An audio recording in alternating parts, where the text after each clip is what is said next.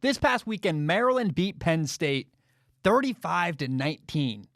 So Maryland is now 2-1, and Penn State is now 0-3 on the season. That's kind of, Penn State's in bad shape. Now, it was a rather convincing win by Maryland, but first I got to say this is really important. Since the Maryland win, they have actually gotten a lot of, an outbreak of COVID. And so the next game between Maryland and Ohio State has actually been canceled. It's really unfortunate. I've been really enjoying watching the progress Maryland has made this year. But I want to start by talking about, just go back to the win Maryland had over Penn State, because I want to ask you, when is the last time that Maryland looked better coached than Penn State, or that they had better athletes, or straight up a better quarterback? And it's really, really exciting because last weekend, Maryland and Penn State, Maryland was all those things. They were better coached. They had better athletes. They had a better quarterback, straight up. And so, first of all, Taulia Tagovailoa is a big reason why this Maryland program is being elevated and turning around and become a program I'm really, really excited to watch every single week. Taulia is a really good athlete. He's very good at extending plays. He's in command. He's very, very comfortable as a quarterback. I just love watching the guy every single week. I love his story. I talked about in a past video about why I specifically root for Taulia, but I love how the dude throws the ball. He's a good decision maker. He's good at extending plays and keeping plays alive. And Maryland is just a different program overall now than they have been in the past couple of years and in quite a long time.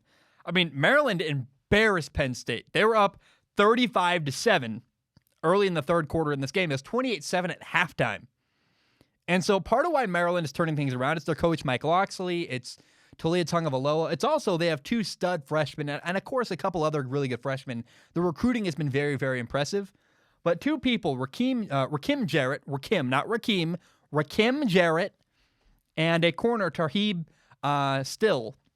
So Rakim Jarrett had 5 catches for 144 yards, 2 touchdowns, and the guy had 2 long touchdowns where he caught a pass over the middle and just outran everybody down the left sideline. It was kind of crazy.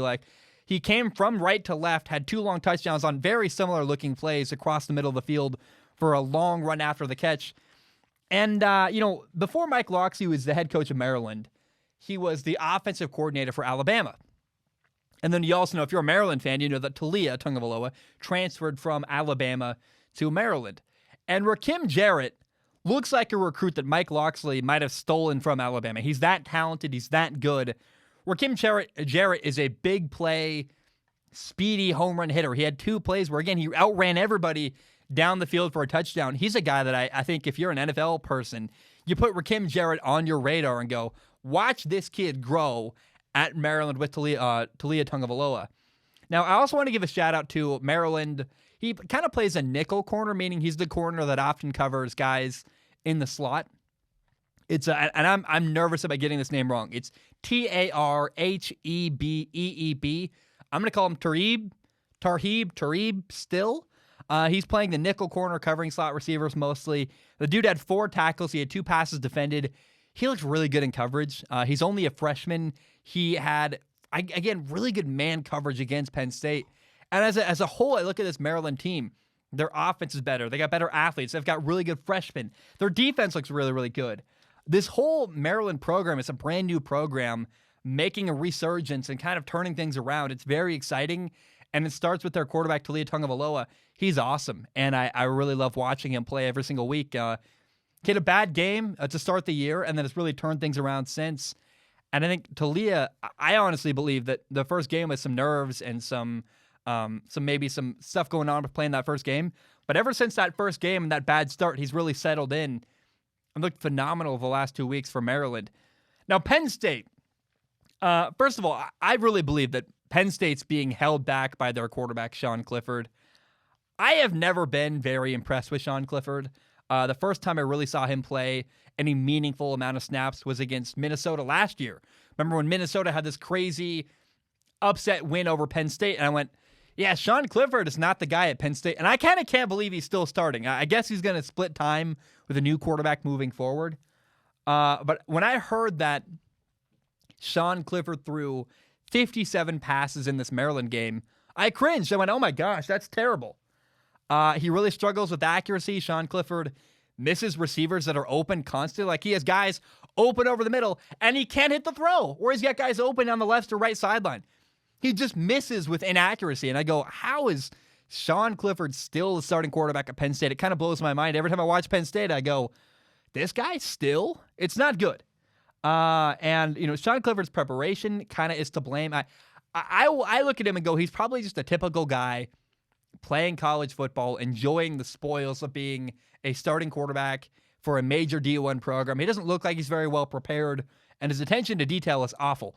I hope that he would hear what I'm saying, not feel attacked, and say, yeah, I got to work on my preparation. I got to work on my attention to detail. He had 3 turnovers in this game. He was holding on the ball way too long. I just look at Sean Clifford and go, man, you don't have it. He's not an NFL quarterback to any degree, and his accuracy is just a problem. Now, Penn State also had, in my opinion, an early coaching error, an early coaching mistake where Penn State had the ball 4th and 3 at the 7-yard line going in. It's really, if they get a first down, it's 1st and goal. And Penn State on 4th and 3 on the 7-yard line decided to go for it instead of kicking a field goal. And I was, the broadcaster felt that was a bad mistake. I felt like it was a bad mistake. Why are you passing up an opportunity basically for 3 guaranteed points? And also, not only do you get 3 guaranteed points by kicking a field goal from the 7-yard line, you're also passing up guaranteed momentum. And ever since that moment, it felt like Penn State just fell apart as an offense and fell apart as a program in this game against Maryland. Now, I will say, Penn State's got a lot of problems. I am concerned. I think James Franklin keeps his job at Maryland. Give him another year. Get him a real quarterback. Let's see what he can do. I've really been impressed with him as a coach up until this year, and I'm looking at Penn State going, they're 0-3, but there is COVID, so I think he keeps his job based on it's a weird year with a crazy offseason, and you can chalk up all their success if you want to COVID. I have nothing but grace for James Franklin. He's been a really good coach up until this year in his career. Now, I got to say, though, you may want to write Penn State off and say, I don't care about this program. But there's a guy you still got to pay attention to from an NFL perspective. His name is Jahan Dotson. He's absolutely an NFL receiver, in my opinion. He had a catch against Ohio State, like a one-handed snag for a touchdown where he just reaches up with his right hand, grabs the ball in the goal line, pulls it in. You're like, oh my gosh, that's a crazy catch. He had another catch for a touchdown against Maryland. He's got great ball skills. He's a jump ball monster. He had another 100-yard game against Maryland. Jahan Dotson is the best player on the Penn State roster. And despite all of Penn State's problems, Jahan Dotson has been a bright spot. If you're an NFL person who loves, prospects and guys in the NFL draft, Jahan Dotson is the guy to pay attention to. He is absolutely a future NFL receiver.